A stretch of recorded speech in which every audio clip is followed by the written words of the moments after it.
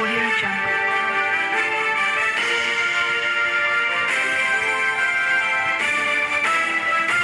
Audio Jungle. ਸਰਹੱਦੇ Punjab news channel ਦੇਖਣ ਵਾਲੇ ਸਾਰੇ ਹੀ ਦਰਸ਼ਕਾਂ ਨੂੰ ਪਿਆਰ ਭਰੀ ਸਤਿ ਸ੍ਰੀ ਅਕਾਲ। ਮੈਂ ਹਾਂ ਰਵਿੰਦਰ ਸਿੰਘ ਭਾਟੀਆ। ਧੰਨ ਧੰਨ ਸ਼੍ਰੀ ਗੁਰੂ ਨਾਨਕ ਦੇਵ ਜੀ ਦੇ 552ਵੇਂ ਪ੍ਰਕਾਸ਼ ਦਿਹਾੜੇ ਨੂੰ ਸਮਰਪਿਤ ਕਸਬਾ ਖਾਲੜਾ ਤੋਂ ਚਰਨ ਛੋਹ ਪ੍ਰਾਪਤ ਗੁਰਦੁਆਰਾ ਪਹਿਲੀ ਪਾਤਸ਼ਾਹੀ ਤੋਂ ਇੱਕ ਵਿਸ਼ਾਲ ਨਗਰ ਕੀਰਤਨ ਸਜਾਇਆ ਗਿਆ। ਇਸ ਮੌਕੇ ਟਰਾਲੀ ਵਿੱਚ ਰੱਖੀ ਸੋਹਣੀ ਪਾਲਕੀ ਵਿੱਚ ਸੁਸ਼ੋਭਿਤ ਧੰਨ ਧੰਨ ਸਾਹਿਬ ਸ੍ਰੀ ਗੁਰੂ ਗ੍ਰੰਥ ਸਾਹਿਬ ਦੀ ਅਗਵਾਈ ਪੰਜ ਪਿਆਰਿਆਂ ਵੱਲੋਂ ਕੀਤੀ ਗਈ।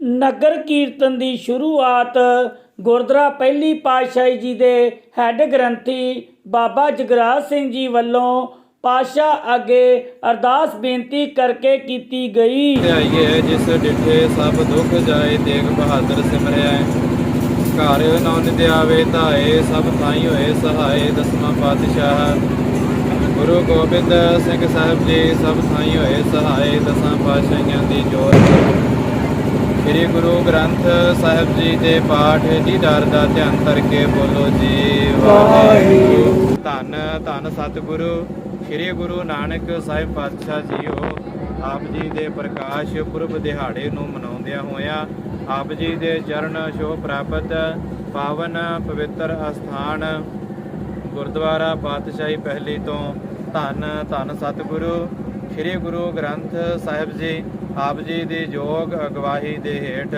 ਆਪ ਜੀ ਦੀ ਛਤਰ ਛਾਇਆ ਹੇਠ ਸਤਿਗੁਰੂ ਜੀਓ ਪੰਜ ਪਿਆਰੇ ਸਾਹਿਬਾਨ ਦੀ ਯੋਗ ਅਗਵਾਈ ਦੇ ਹੇਠ ਨਗਰ ਖਾਲੜਾ ਦੀ ਸਮੂਹ ਸੰਗਤ ਵੱਲੋਂ ਨਗਰ ਕੀਰਤਨ ਦੀ ਆਰੰਭਤਾ ਤੋਂ ਪਹਿਲਾਂ ਦੋਏ ਕਰ ਜੋੜ ਕਰੋ ਅਰਦਾਸ, ਤੁਧ ਭਾਵੇ ਤਾਂ ਆਣੇ ਰਾਸ।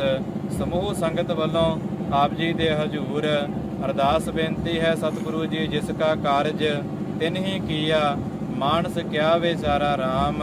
ਸਤਿਗੁਰੂ ਜੀ ਰਹਿਮਤਾਂ ਕਰਨੀਆਂ ਵਿੱਚ ਕਰਤਾ ਪੁਰਖ ਖਲੋਆ, ਵਾਲ ਨਾ ਵਿੰਗਾ ਹੋਆ। ਅੰਗ ਸੰਗ ਸਹਾਈ ਹੋਣਾ, ਸਭਨਾ ਸੰਗਤਾਂ ਦੇ ਸਿਰ ਤੇ ਮਿਹਰ ਭਰਿਆ। ਰਵਾਨਗੀ ਦੀ ਆਗਿਆ ਬਖਸ਼ਿਸ਼ ਕਰੋ, ਅੱਖਰ ਵਾਧਾ ਘਾਟਾ ਭੁੱਲ ਚੁੱਕ ਮਾਫ ਕਰਨਾ। ਸਰਬੱਤ ਦੇ ਕਾਰਜ ਰਾਸ ਕਰਨੇ ਸਹੀ ਪਿਆਰੇ ਮੇਲ, ਜਿਨ੍ਹਾਂ ਮਿਲਿਆ ਤੇਰਾ ਨਾਮ ਚੇਤੇ ਆਵੇ। ਨਾਨਕ ਨਾਮ ਚੜ੍ਹਦੀ ਕਲਾ, ਤੇਰੇ ਭਾਣੇ ਸਰਬੱਤ ਦਾ ਭਲਾ। ਬੋਲੇ ਸੋ ਨਿਹਾਲ।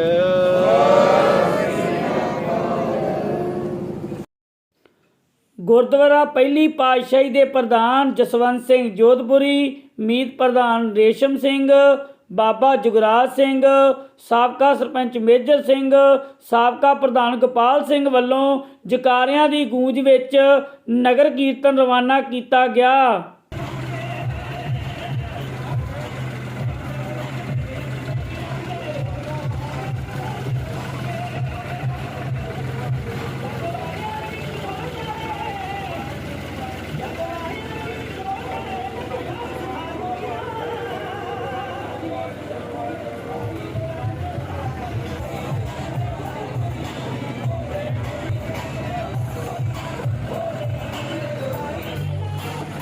ਸਾਬਕਾ ਸਰਪੰਚ ਮੇਜਰ ਸਿੰਘ ਖਾਲੜਾ ਅਤੇ ਉਹਨਾਂ ਦੇ ਲੜਕੇ ਪਰਮਜੀਤ ਸਿੰਘ ਪੰਮਾ ਵੱਲੋਂ ਪੰਜ ਪਿਆਰਿਆਂ ਨੂੰ ਸਿਰਪਾਓ ਭੇਂਟ ਕੀਤੇ ਗਏ।